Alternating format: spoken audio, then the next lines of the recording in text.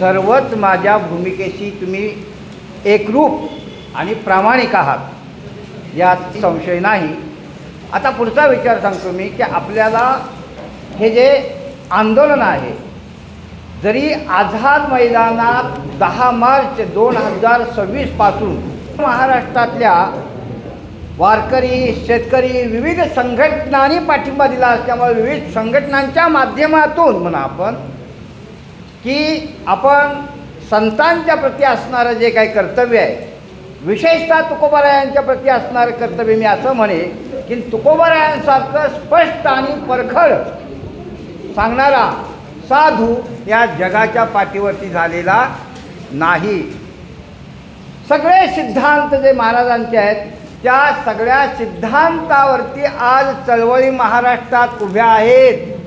त्या अंधश्रद्धा निर्मूलन चळवळ असो, कुठल्याही चळवळी घ्या. अहो, लोकमान्य टिळकांची जे गीता रहस्य उघडलं तर महाराजांची, तुकोबांची वचनं विखुरलेली दिसतील.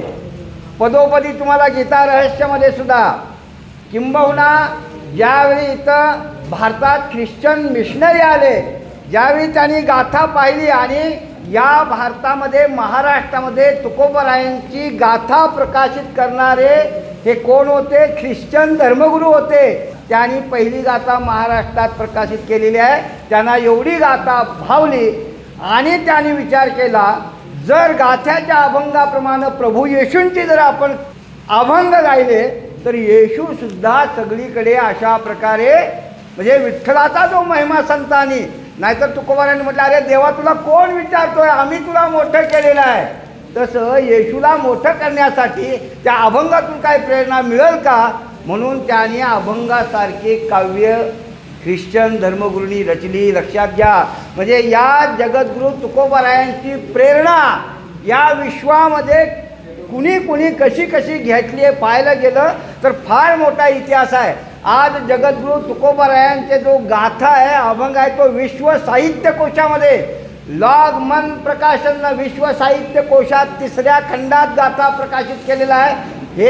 हा महाराजांचा महिमा आहे. लक्षात घ्या, जगातील पहिला अवॉर्ड, भारतातून पहिला सिलेक्ट झालेला चित्र कुठला असेल? व्हेनिस आंतरराष्ट्रीय पुरस्कार दर्जा भारतातून ज्या चित्रपटाला मिळाला तो संत तुकाराम चित्रपट आहे. तो किती भावला असेल याचा विचार करा. असा जगद्गुरू, अरे ज्या जगद्गुरूंनी वृक्षवल्ल्या आम्हा सोयरे वंचरे पक्षी सुस्वरे आळविती, भूतदया गायी पशूंचे पालन तान्हेल्या जीवनवनामादी, हा पर्यावरणाचा सिद्धांत सांगणारा जगातला पहिला जगद्गुरू कोण असेल तर आमचा तुकोबा आहे. लक्षात घ्या, आज आपण बोंब मारतोय, ग्लोबल वॉर्मिंग, जागतिक तापमान वाढलेलं आहे, अनेक समस्या निर्माण झालेल्या आहेत. या कशाचा परिणाम आहे? आपण मूळ या पर्यावरणाला सुरुंग लावलेला आहे. आणि म्हणून मला थोडं वाटतंय, या महाराष्ट्रात किंवा भारतात जो आता दिंडीमात चाललाय ना, धर्मो रक्षती रक्षिता, थोडं पर्यावरण रक्षती रक्षिता असं जर तुम्ही म्हटला तरच उद्या तुम्ही जगणार आहे, नाही तर तुम्ही सगळे मरणार आहात. हे स्पष्ट आहे. लक्षात घ्या, कोरोनाने तुम्हाला एक झलक दाखवली. काय? कोरोना एक झलक होती. इथून पुढचा जर विषाणू एकदा व्हायरल झाला तर तुमचं हे सगळे सत्ता आणि संपत्ती जिथल्या तिथं राहील. एकमेकाला उचलायला सुद्धा तुम्ही कोणी राहणार नाही. एवढा विषाणू एखादा व्हायरल जर झाला जगामध्ये, आणि कशामुळं? तुम्ही केवळ पर्यावरणाचा विध्वंस करत आहात. म्हणून मला जगाला सांगायचं आहे की पर्यावरण रक्षती रक्षितः. पर्यावरणाचं जर तुम्ही रक्षण केलं तरच पर्यावरण तुमचं उद्या रक्षण करणार आहे. आणि असा सांगणारा हा जगद्गुरू तुकोबारा आहे. अहो, सर्व सिद्धांत तुकोबारायांच्या गाथ्यात आहेत की तुकोबारा एके ठिकाणी काय म्हणतात, आपले ऋतू जे आहेत ना, ऋतू तुकोबारायांच्या कालखंडामध्ये हे ऋतू तंतोतंत वेळेवर पाऊस लागणं, सगळे ऋतू बरोबर चालत होते.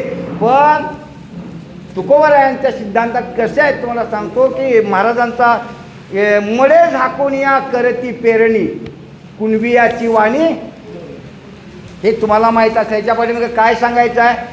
जर पाऊस ज्यावेळी लागतो तो पहिलं नक्षत्र कुठलं आहे? आदल्या दिवशी आपण पेरणी करतो आणि उद्या नक्षत्र लागणारच आहे. असं नक्षत्र कुठलं आहे? शेतकरी आपण सांगा, कुठल्या नक्षत्रात उद्या पाऊस लागणार म्हटले, लागणार म्हणून आदल्या दिवशी सगळे महाराष्ट्रात पेरणी करत होते. ते नक्षत्र कुठलं आहे? मृग नक्षत्र.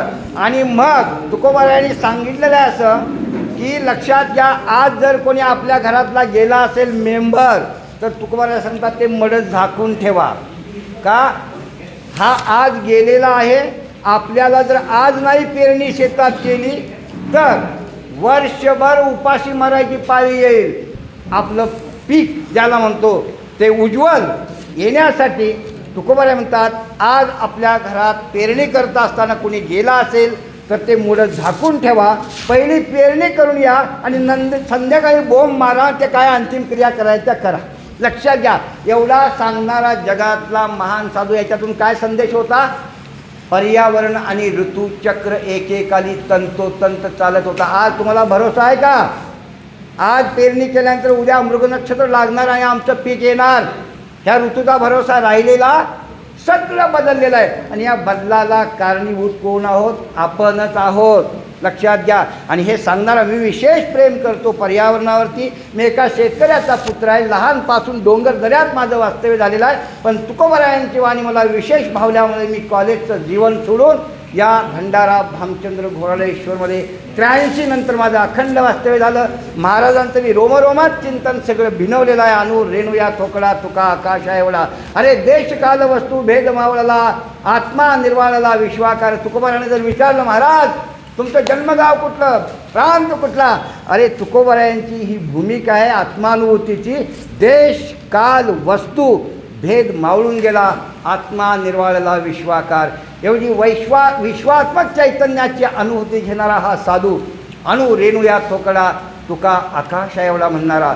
आणि ती जी ऊर्जा आहे, ती ऊर्जा ज्या भामचंद्र भंडाऱ्यामध्ये शब्दबद्ध झाली, तो गाथा ज्या भामचंद्रावर लिहिला, आणि ती तपोभूमी आज तुमचे राज्यकरी जर विध्वंस करत असतील, मला काय यांना म्हणावं, हे आता महाराष्ट्र दाखवून देईल.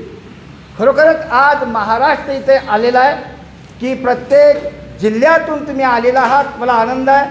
आणि आजची जी बैठक आहे ही बैठक एवढ्यासाठीच आहे की आज जे इथं तुम्ही उपस्थित आहात त्या प्रत्येक जिल्ह्याचे तुम्ही समन्वयक पद तुम्हाला मी जाहीरपणे देतो. प्रत्येक प्रांतातून, जरी समजा अपवादात्मक जिल्ह्यातून कोणी आला नसेल तर त्या प्रांतातून ज्या तुम्ही आलेला आहात त्या प्रांताचे समन्वयक पद तुम्ही स्वीकारायचं आहे. आणि तालुका स्तरावरती, गाव स्तरावरती हा जो संदेश आहे आजच्या ह्या चर्चेचा, या बैठकीचा, किंबहुना मी जास्त बोलण्यापेक्षा तुकोबा संतभूमीच्या रणांगणामध्ये उतरलेला आहे.